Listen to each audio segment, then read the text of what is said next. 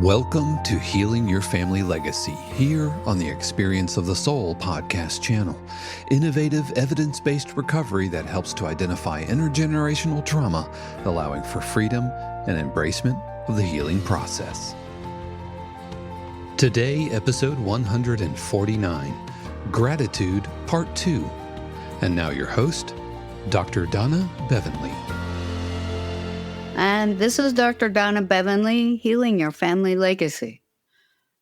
Last time I was talking about gratitude and how, really looking at the things that you might be able to be grateful for, not just like rote.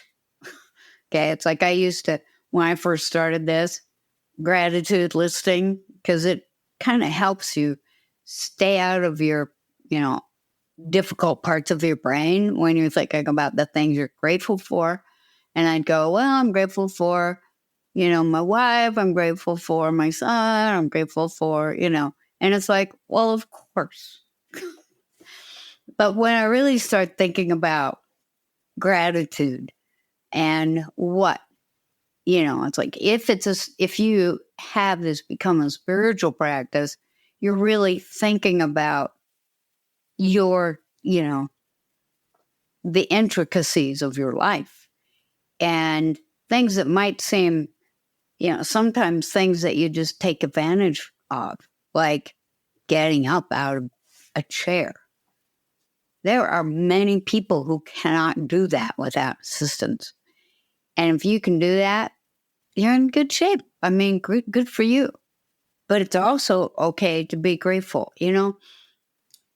When I said that when you do a gratitude list, and, that just sounds corny, gratitude list, but a gratitude list, meaning that you're not just listing things, but you're thinking about what in my life am I grateful for?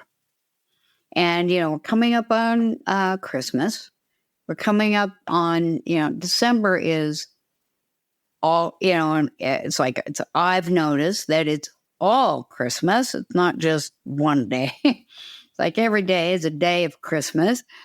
It's like thinking about what you might be grateful for. If you are a Christian person, you're probably grateful that Jesus Christ was born.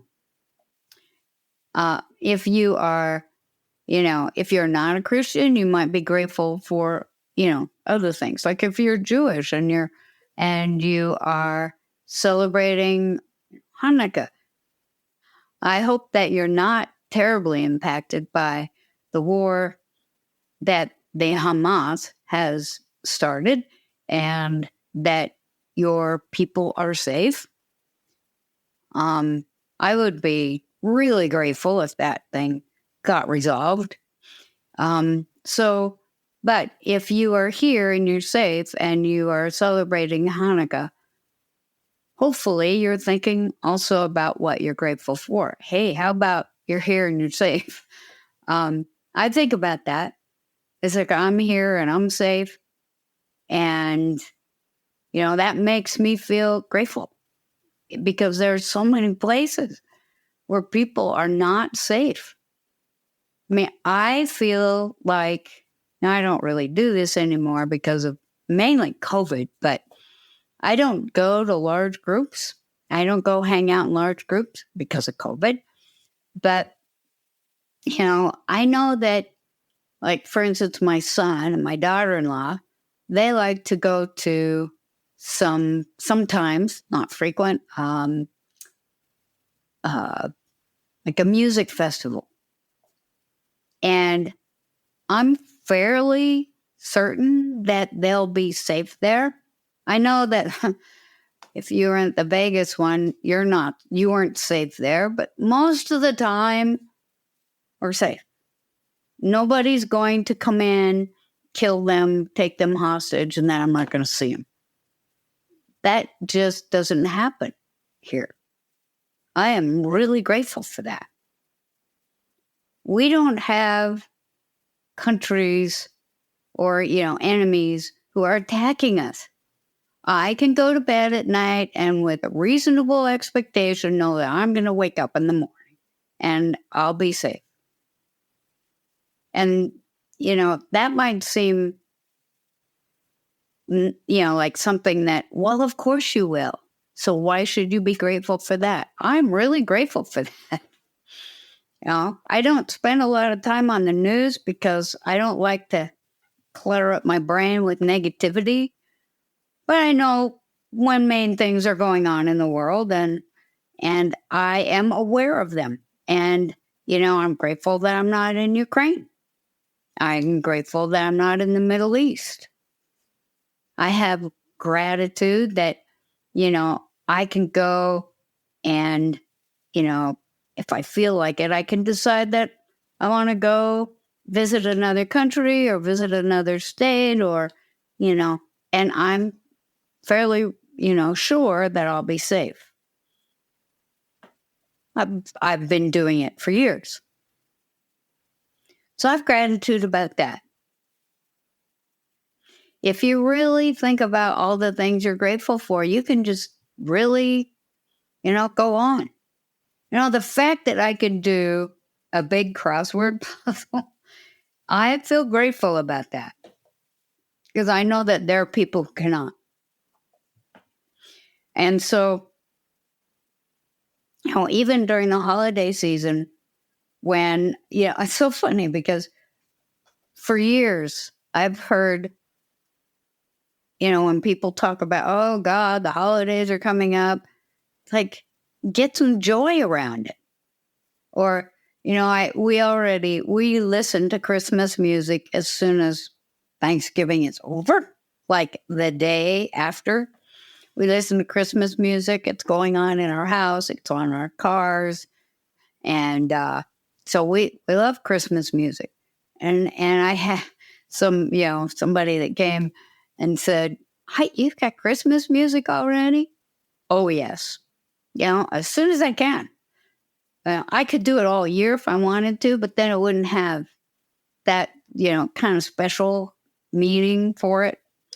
But, most of it's filled with joy and hope and happiness and love. And sometimes, if you want a hippopotamus for Christmas, well, okay, it's kind of goofy too sometimes. But it's not negative. It's positive. And it reminds me that at least, where I live, that, in this country that I live in, the United States, that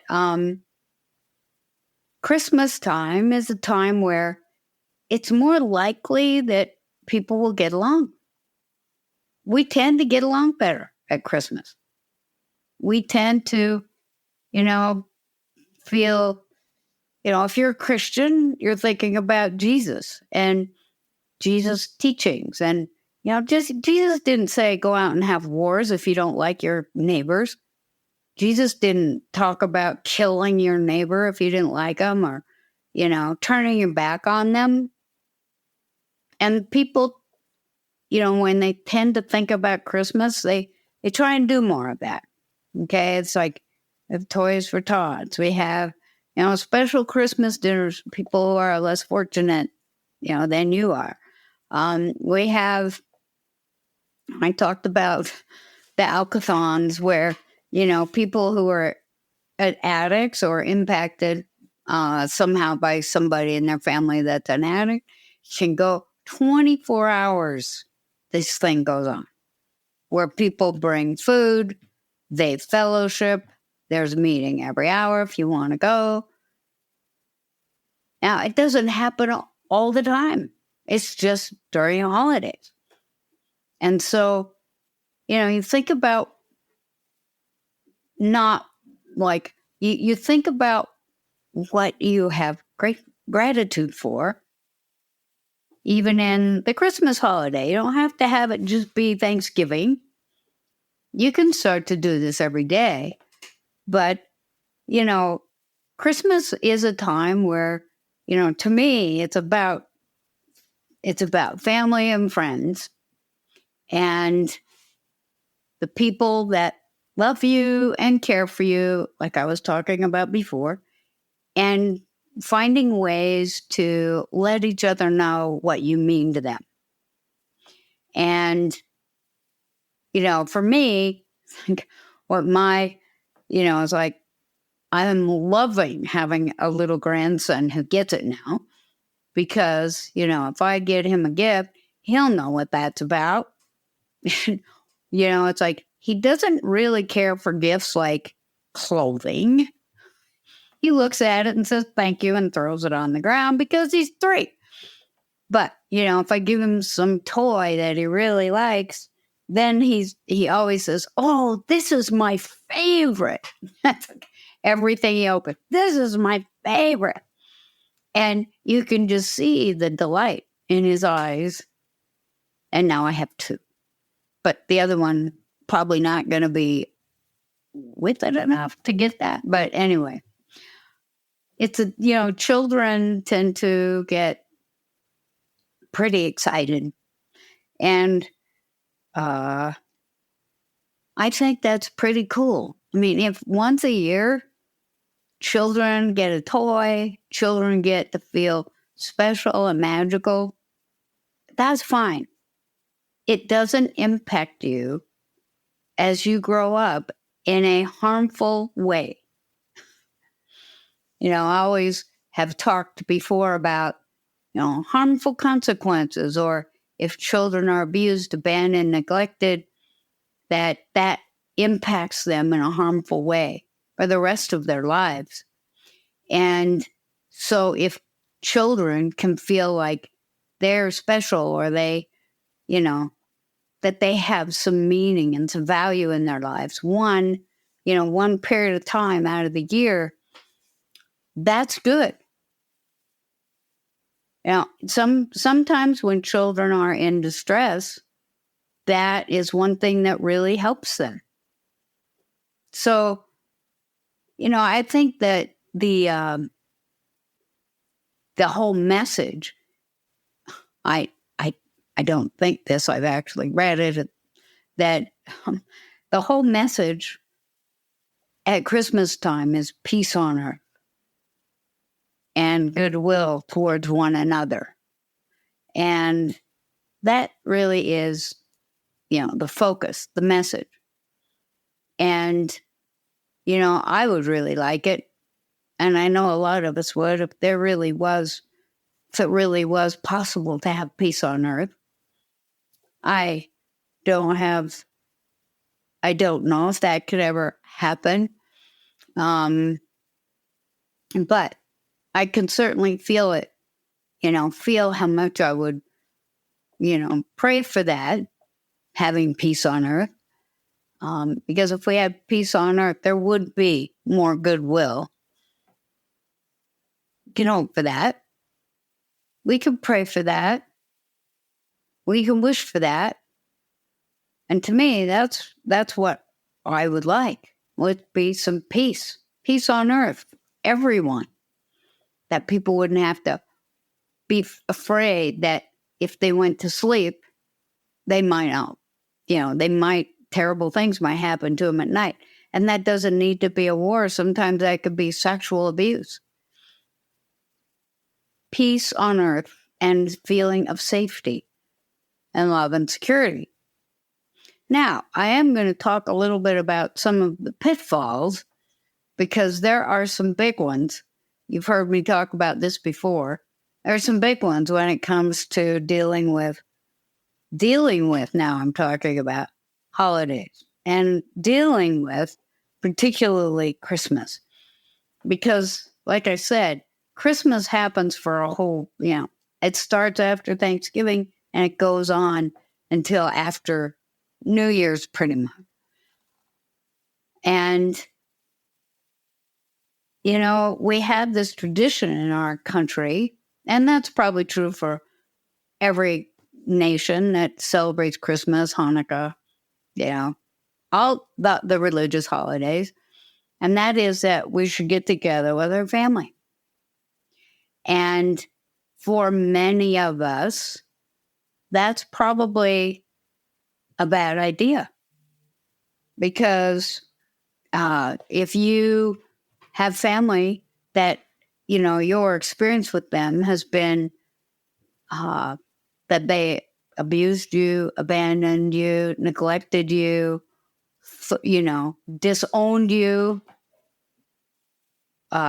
thinks that you're worthless or less than, uh, then, trudging off to spend time with them at Christmas, when the expectations are high that you're going to have joy and happiness, that might not be where you're going to find it. I know I have a big extended family. And after I came out, that group got very small, very small.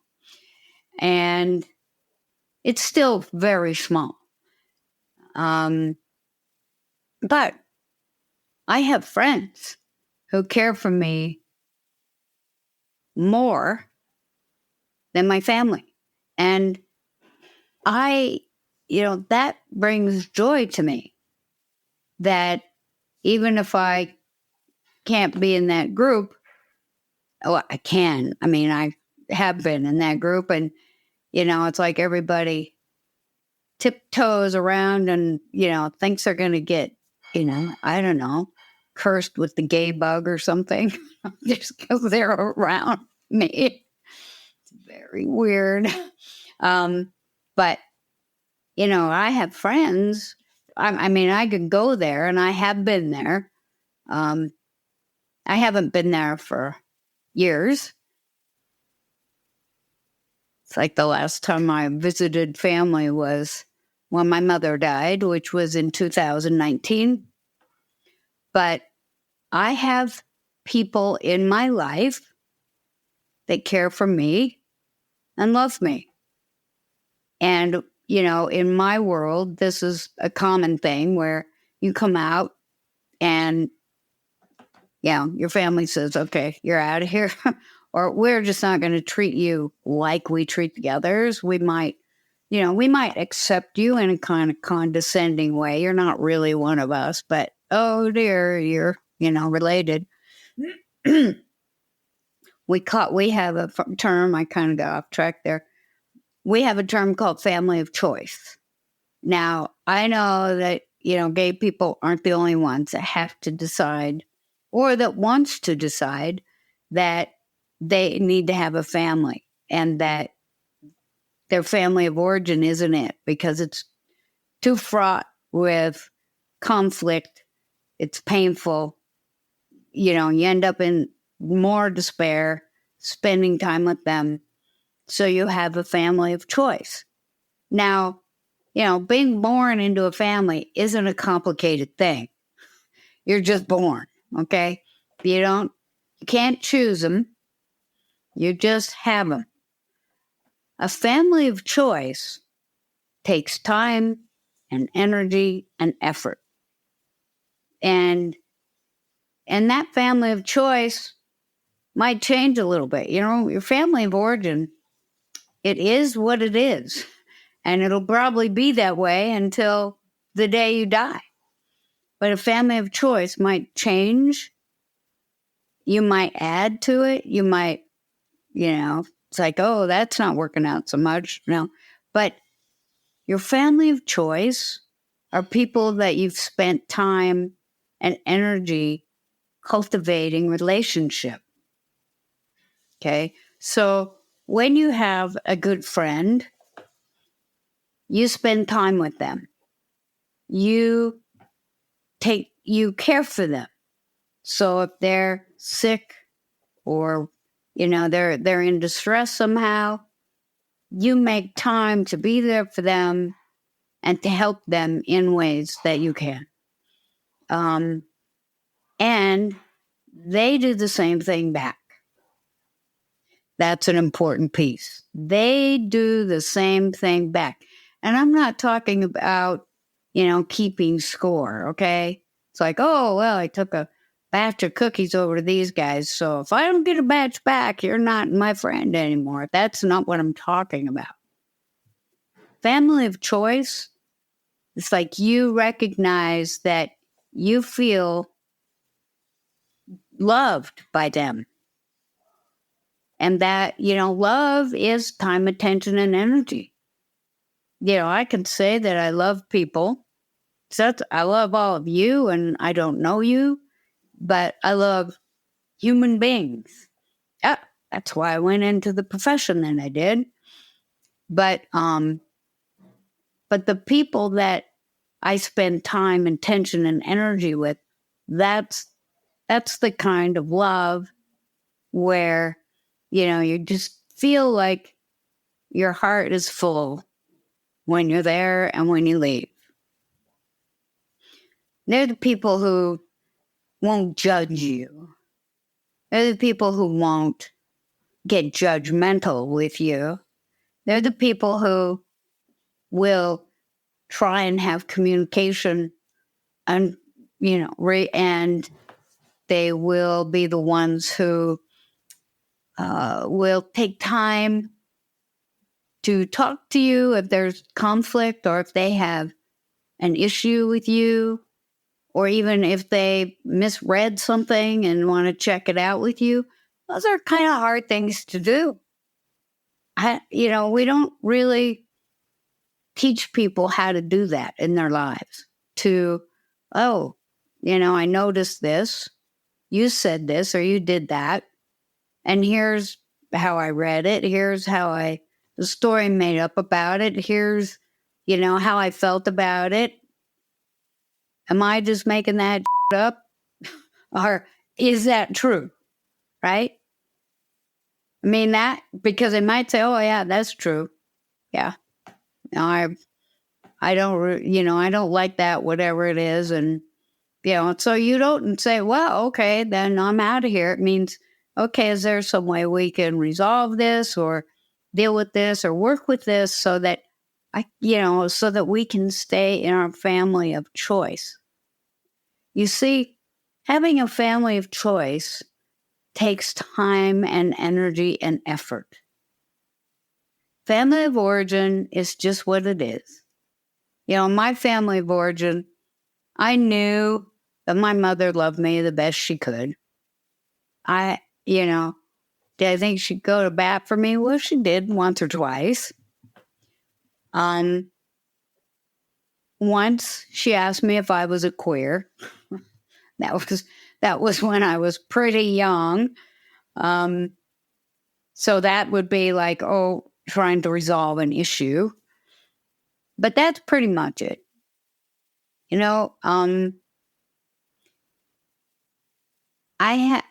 obviously had a lot of issues. I know, though, that the people who are my family of choice, as scary as it might be, or as uncomfortable as it might be, I'm willing to talk about conflicts that we might have. That's the best you can do. That if you have a family of origin that operates like that, good for you. It's probably a wonderful experience, because if you can have a family of origin that actually cares for you, loves you, is there for you, I think that's really wonderful. And that you are back. I mean, when I say, accepts you completely without judgment for who you are, that's wonderful. Then, if you have that, I congratulate all of you. But what I've noticed, that even if you aren't in a family like mine where, being gay wasn't acceptable, so you're out of here, sometimes people grow up in families that are alcoholic, or where, there's constant fighting, or where there's abuse, abandonment, or neglect. And, when you have not done enough work on those wounds to feel some healing around it, I've seen this so often, It's like, okay, this is the year I'm going to go back, and we're going to, back to what I call the scene of the crime. I'm going back home, quote, unquote, home. And this is the year that they'll love me. This is the year that we won't have all that conflict. This is the year that it'll be fun and people will, love each other and care about each other. And then they go back and it's a cluster. And always baffled by it. Well, we'll try it again next year. And guess what? It's the same thing happening over and over. So next time I'm going to talk about some ways that you might be able to work with that if you must go back to the scene of the crime for holidays. Thank you for listening to Healing Your Family Legacy here on the Experience of the Soul podcast channel. This channel is made possible because of listeners just like you. If you would like to support the channel with your tax-deductible contribution on an ongoing basis or through a one-time gift, head over to experienceofthesoul.com/support. Healing Your Family Legacy is copyright 2023, Dr. Donna Bevan-Lee, all rights reserved. Our theme music is composed by Dave Croft and used with permission. The Experience of the Soul podcast channel is a production of 818 Studios.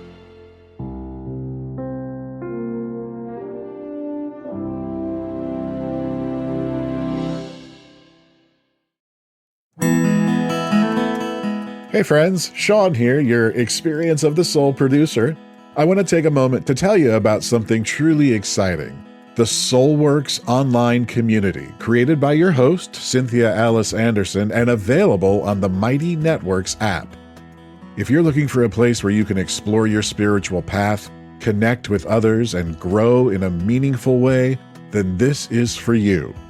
SoulWorks is so much more than an online community. It's a safe, inclusive space for spiritual exploration, self-discovery, and personal transformation. Inside the community, you'll find everything from uplifting spiritual studies to soul-centered growth practices, meditations, affirmations, and so much more. It's a space where you'll always be supported and never judged. The best part, membership is free. You'll have access to powerful resources, inspiring content, and a supportive group of like-minded people who are all on their own unique spiritual journeys. And if you're ready to dive deeper, there are premium options available to enhance your experience with a live Monday night talk series and extended, deeper meditations. If you're seeking a place to connect, grow, and nurture your soul, we would love to have you join us in the SoulWorks community and see where this journey can take you. Visit my.soulworkscommunity.com today.